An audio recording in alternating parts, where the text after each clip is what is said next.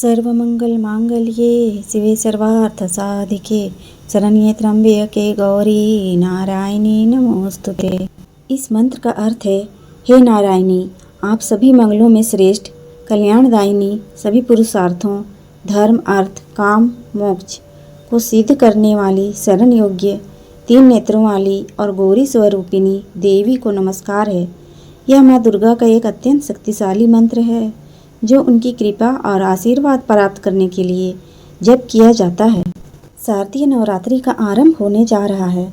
माँ दुर्गा अपने भक्तों को आशीर्वाद देने के लिए 22 सितंबर से आ रही हैं। माँ दुर्गा के इन दिनों में जो भक्त सच्ची श्रद्धा के साथ माँ की आराधना करते हैं, माँ दुर्गा उनकी झोली खुशियों से भर देती हैं। इस बार नवरात्रि पूरे 10 दिनों के होने जा रहे हैं। नवरात्रि में माता का आगमन और प्रस्थान अलग अलग वाहन से होता है। आइए जानते हैं इस बार माता का आगमन और प्रस्थान किस वाहन से होगा और इसका कैसा प्रभाव रहने वाला है। हर बार माँ दुर्गा के पृथ्वी पर आगमन और प्रस्थान की सवारी अलग होती है। साल 2025 में शारदीय नवरात्रि की शुरुआत 22 सितंबर 2025 सोमवार के दिन से हो रही है। इस दिन घट स्थापना के साथ नवरात्रि का पावन उत्सव 10 दिनों तक मनाया जाएगा। साल 2025 में माँ दुर्गा का आगमन हाथी पर होगा।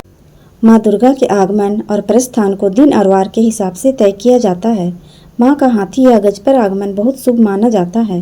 मान्यता है, अगर माँ दुर्गा हाथी पर सवार होकर आती है तो यह सुख, समृद्धि, व्यापार और कृषि के लिए अत्यंत शुभ माना जाता है।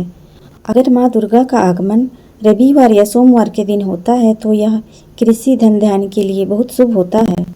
इस बार नवरात्रि का आरंभ 22 सितंबर से हो रहा है और नवरात्रि का समापन विजयदशमी 2 अक्टूबर को होगा।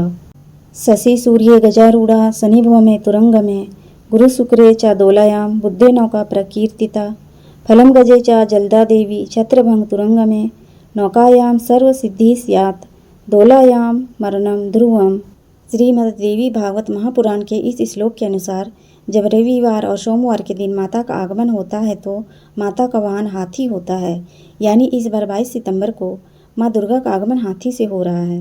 जब माता हाथी से आती है तो इसे बेहद ही शुभ माना जाता है। माता के हाथी पर आगमन होने से उस वर्ष वर्षा अच्छी होती है, कृषि में वृद्धि होती है, दूध का उत्पादन बढ़ता है, साथ ही देश में धन धान्य की बढ़ोतरी होती है। शनिवार और मंगलवार को माता का आगमन होता है तो वह घोड़ी से आती है। गुरुवार और शुक्रवार को माता का आगमन होता है तो वह खटोला पर होता है। और बुधवार को जब माता का आगमन होता है तो देवी नौका पर आती हैं। ऐसा होने पर माँ अपने भक्तों को हर प्रकार की सुख सुविधाएं देती है। ये अब जानते हैं कि माता किस वाहन पर प्रस्थान करेंगी।